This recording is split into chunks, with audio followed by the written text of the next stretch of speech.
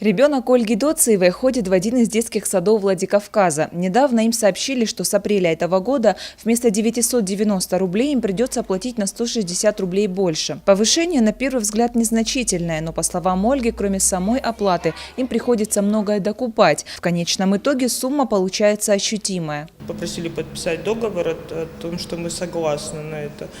Я подписала.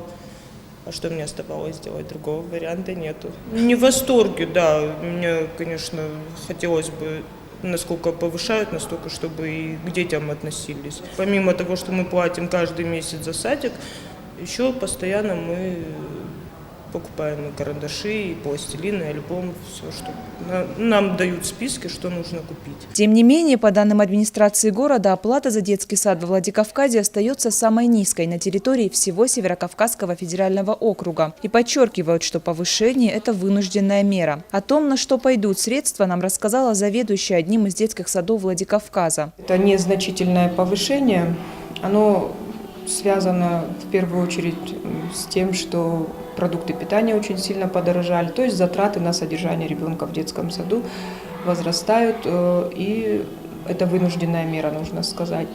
Конечно, для детей из многодетных семей это не будет играть очень большой роли, потому что для них есть определенные льготы, и родители, у которых по двое-трое детей, они имеют какие-то привилегии. Напомним, льготы, о которых говорит Залина Мамукова, распространяются на 2800 владикавказских детей. По закону государство возвращает 20% от стоимости оплаты за одного ребенка, 50% за двух и 70% за трех и более детей. Анжела Засохова, Фатима Макиева, Евгений Маркин, Олег Рамонов, Осетия ТВ.